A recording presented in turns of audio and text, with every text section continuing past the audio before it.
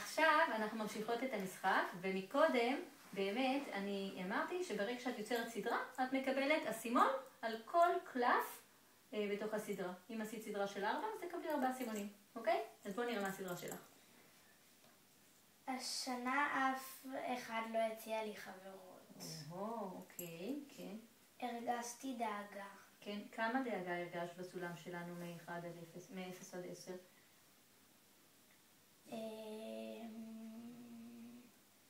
9. וואי, דאגה רבה. ברחתי. אמרתי לעצמי שאני לא שווה כלום. אוקיי. עכשיו, שימו לב, אנחנו תמיד מסדרים אותם אירוע, מחשבה, רגש, תגובה רגשית ותגובה התנהגותית. למה? כי אנחנו חושבים שמה שגורם לדאגה ולכל רגש לא נעים וגם רגש נעים זה המחשבה. אם את אומרת לעצמך שאני לא שווה שום דבר, אז את יכולה להרגיש דאגה ולברוח. אבל את יודעת מה? היית יכולה להרגיש גם משהו אחר. מה עוד היית יכולה להרגיש? כשאת אומרת לעצמך אני לא שווה שום דבר, לא שווה כלום. איזה עוד רגש? את יודעת, בשביל זה יש לנו את לוח הרגשות. תסתכלי, תגידי לי, אולי יש רגשות נוספים. בדידות. בדידות, נכון. כמה בדידות את חושבת שהיית מרגישה? 8.5. 8.5, אוקיי. אולי יש עוד משהו.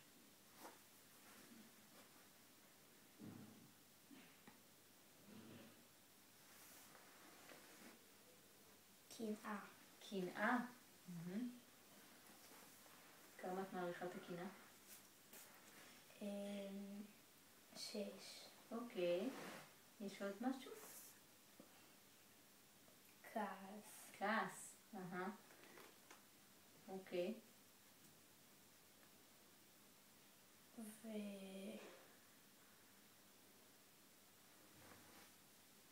עצב. תיארתי לעצמי שיש שם עצב. כמה עצב? 10. 10. כשאני אומר לעצמי, אני לא שווה, כשאת אומרת לעצמך אני לא שווה כלום, אז את מרגישה בעצם הכי הרבה עצב, ואז את באמת גם בורחת, ואז אולי גם את עושה גם משהו אחר. אולי גם יש לך איזה רעיון נניח למשהו אחר שאת היית עושה. יש לך עוד אפשרויות. רק מראה שמשהו אחד קורה, יש לנו מחשבה אחת, או הרבה מחשבות, ויש לנו כל מיני סוגים של תגובות. ברחת, או משהו אחר.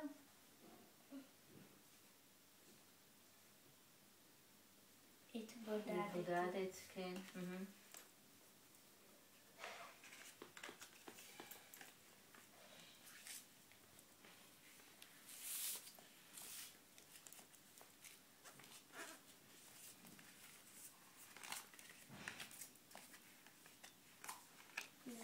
זהו. אוקיי, בסדר.